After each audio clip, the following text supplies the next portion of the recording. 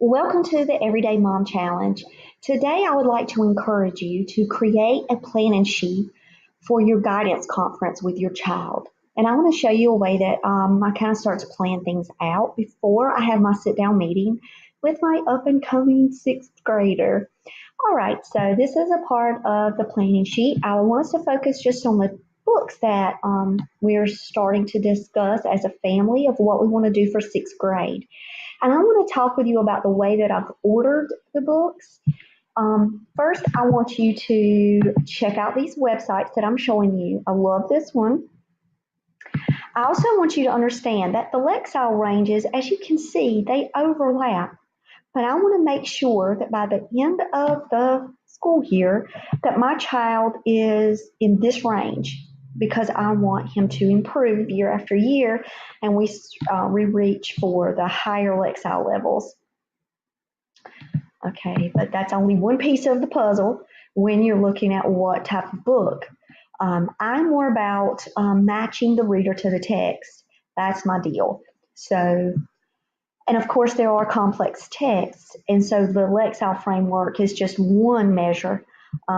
But I do use this quite frequently to make my choices. We loved our Harry Potter. As you can see, our Harry Potter, he's going to be like an 880. I'll go ahead and, Harry, 880. There you go. Harry's an 880. We finished up with the Chamber of Secrets. And I just love how her Lexiles just continue to go up. So this is what we ended up with at the end of the school year. And when he took his test, as you can see from a previous video, he scored ninth grade level on his reading and his comprehension. It's just because we were constantly reading. And we were looking at Lexiles, more complicated text. So why did I start off with Eragon again? Well, Eragon was written by a teenager, and it's fantasy. If you look, most of the books that we've chosen are fantasy. It's the beginning of the school year. I'm going, okay, Eragon's for us. And the reason why, though, it's because a kid wrote it. My kid is now starting to write fantasy in his Google Docs. He's precious, and I want him to see a teenage success story. So yes, even though it is a 710, it's a little lower than Harry. We're still starting off the school year, and we're going to start it off with something that I know he's going to love. My husband read the whole series, he owns all of them still, and he loved it. So this one was a recommendation. Now I want to show you what you do here, Common Sense Media. Keep it, trust me. I use it for movies and for my books. So when you come here for Eragon, it shows you the movie's okay for kids 9 and up. There's the video game. Okay. This is what I love about this site. You see that? Not present, not present, not present. Okay, what is this one? Let me check. Oh, he smokes a pipe. We're good. Violence? Oh, well, we good.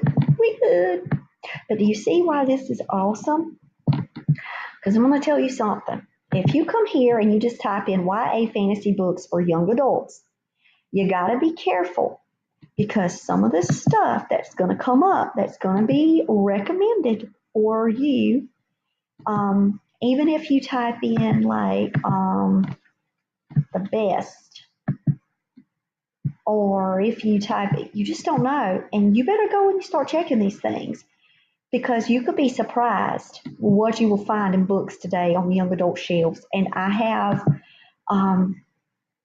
certain expectations of what I want my children to read at home.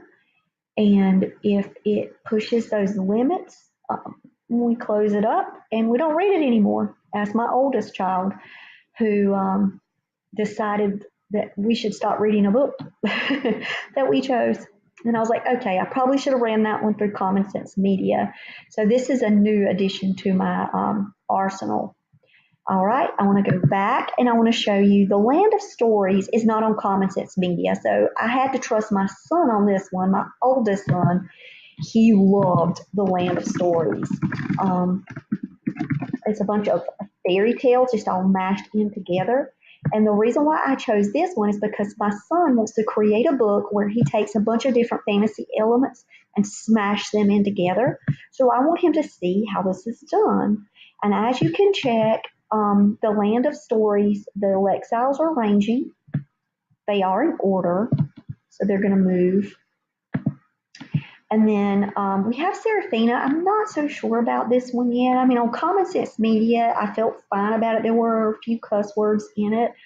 And it actually tells you what the cuss words are. And I'm not going to click on it because it has the words that pop on the screen.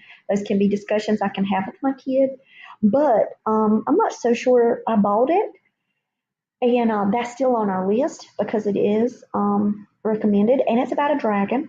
Okay, now Artemis Fowl. Solomon says definitely Artemis Fowl. When you look at Artemis Fowl, though, I want to show you something extremely interesting. So Artemis Fowl, I'm not going for this one. Now, Solomon says you don't have to read them in order. So I'm going for this one. There's another one, too. If you keep scrolling down, it was a 900. There it is. So I'm going to go for the more advanced Lexiles on that one. But you can see where you want to place your child through. He says that you don't need them in order. Now, I want to do Anne Frank with my child. And that was one that I read in 6th grade. So if you do Anne Frank, The Diary of a Young Girl, I don't know if I have to type out the whole thing or not. I already knew what the Lexile was on that one. So that one's going to be more near the end of the school year. So that's why it's kind of down at the bottom. And the most challenging of all of the books, he has watched all of the Hobbit, Lord of the Rings. So I'm thinking we may attempt the Hobbit. And if you look at the Hobbit, or if you want to do Lord of the Rings, these Lexiles, even though it says 860, these are some complex text. So I'm definitely pushing those until the last book of the semester or the year. You know that this isn't going to last us the whole year. So at least you see that we have a basic building block. I know we're starting with Eragon. As we go through and we go to the Goodwill and we go to Habitat and we go to our local used bookstore that we have to trade books, when we see books, we check them. And I wanted you to understand how I check them.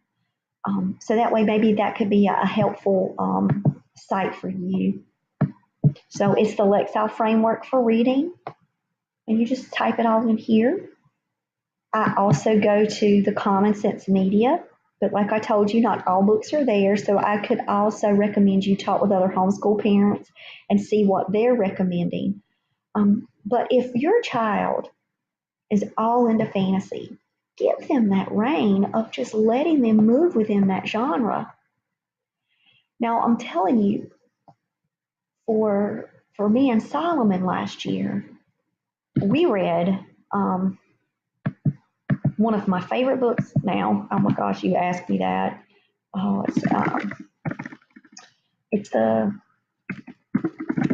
let me see if I can just do it really fast for you. We read this, A Connecticut Yankee in King Arthur's Court by Mark Twain. Do you see where that says a 1020? I will tell you now, I absolutely fell in love with this book. And we were looking up vocabulary words on every page, which I adore. I absolutely love it when I can hold a book in my hand and it requires me to go out and search for new words. Maybe that's just the nerd in me, but that's the way we grow. And that's the way we grow our kids. So I would suggest that if you pick a book for your child and you never have to look up a word, you never have to show them an image, it's too easy. And the Lexiles will give you that quick measure of how to choose books. So keep that in mind because we want to challenge them every step of the way, and this is a great beginning. Have a blessed day.